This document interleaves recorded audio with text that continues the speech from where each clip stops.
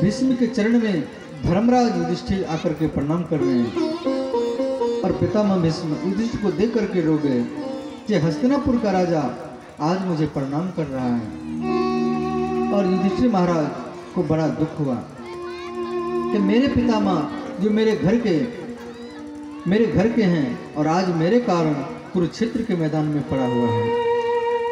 और उसके बाद में भीष्म प्रणाम किए और उसके बाद में अर्जुन प्रणाम किए तो अर्जुन को बड़ा दुख हुआ। और मेरे पितामह जो अपने हाथ में भोजन पवाते थे उनके गोदी में बैठ करके दाढ़ी मोछ को खींचता था और आज और युद्ध के मैदान में आशीर्वाद देते थे कि अर्जुन तेरा विजयी हो, अर्जुन तेरा विजयी हो। और आज अपने पितामह को बाण से मारा है। अर्जुन रोने लगा और नकुल सहदेव प्रणाम किए और देवी द्रौपदी भी प्रणाम की। तो देवी द्रौपदी को देख करके पितामह बोले, बेटी मुझे क्षमा करना, जिस समय दुशासन तेरा वस्त्र पकड़ करके तुझे वस्त्रहीन कर रहा था तो तू मेरे ओर देख रही थी। तेरे मन में यह सोच था कि मेरे पितामह यहाँ मेरा कौन बिगाड़ लेगा और वो निश्चित मुझे बचाएंगे, तेरे अंदर में यह सोच था। परंतु उस समय मैं तुझे बचाने के लिए नहीं गया। और उसके बाद में कुंती प्रणाम की तो उसके बाद में पितामह भीष्म नजर श्री परशुराम जी के ऊपर में गए और ये परशुराम जी पितामह भीष्म के गुरु हैं। और आज गुरु जी हमारा मृत्यु देखने के लिए यहाँ पर आए हैं। तो पितामह भीष्म गुरु जी को प्रणाम करने के लिए वो हाथ बढ़ा रहे हैं परंतु हाथ उठ नहीं पा रहा है, हिल नहीं रहा है। तो पितामह भीष्म मानसिक प्रणाम किए तो परशुराम देखे कि मेरा शिष्य मानसिक प्रणाम कर रहा है।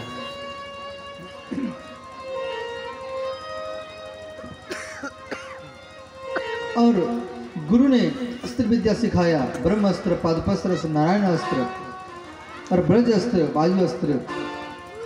इन अस्त्र विद्या में शिक्षा प्राप्त किया हूँ और मेरा गुरु भी यहाँ पर दर्शन करने के लिए आए हैं। तो इसलिए परशुराम जी को प्रणाम करने के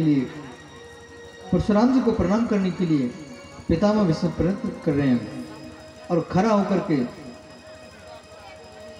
उस सोच रहे मैं खड़ा होकर के प्रणाम करूं, चरण स्पर्श करो तो सामर्थ्य नहीं है।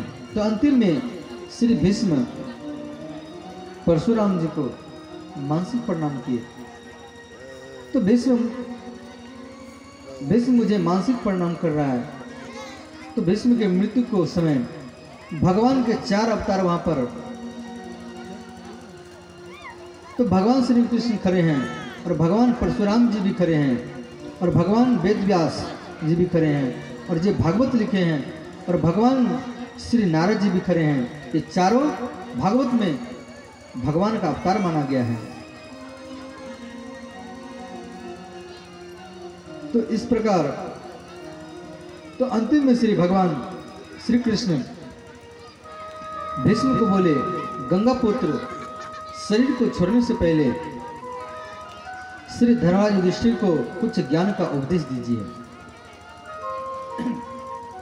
और इस बात को सुन करके पितामह भीष्म फूट फूट करके रोने लगे। और पितामह भीष्म बोले, हे गोविंद, हे अच्युत, हे रंगनाथ, हे केशव, हे राम, हे अयोध्यानाथ, इस प्रकार 1000 नाम लेकर के यहाँ पितामह भीष्म विष्णु सहस्त्र नाम से जिसको लिखा गया है, इसी जगह पर पितामह भीष्म कृष्ण का 1000 नाम लेकर के स्तुति किए हैं और बोले, केशव मेरे आँख को दिखाई नहीं दे रहा है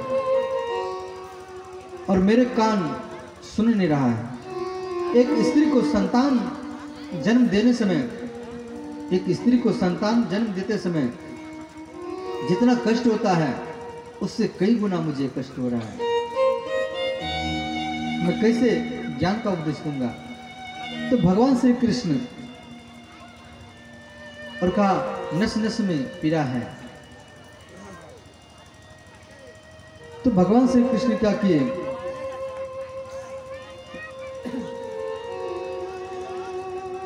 पितामह भीष्म के ऊपर अपने हाथ को घुमाए और उनका सारा दर्द खत्म हो गया।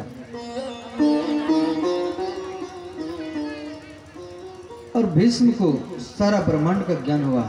तो पितामह भीष्म 56 दिन तक महाभारत में 56 दिन तक युधिष्ठिर महाराज को ज्ञान का उपदेश दिया। तो यहाँ पर युधिष्ठिर महाराज 5 प्रश्न किए हैं और पितामह भीष्म से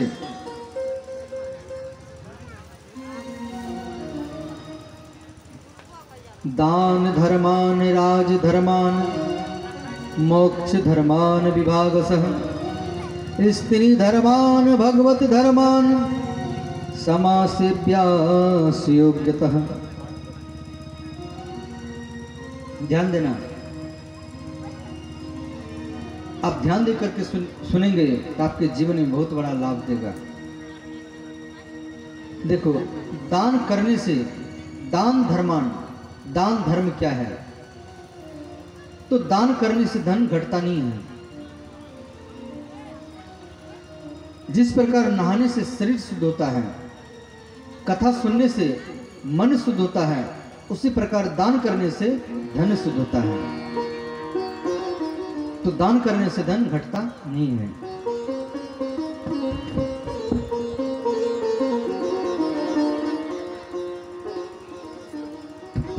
तो इस प्रकार जो बड़े बड़े दानी हैं, महाराज बलि महाराज अपना सर्वस्व सब कुछ लुटा दिए थे बावन भगवान के पास में।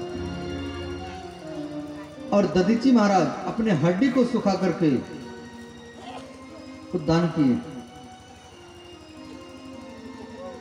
और महाराज कर्ण, महाराज निमि और बावन भगवान,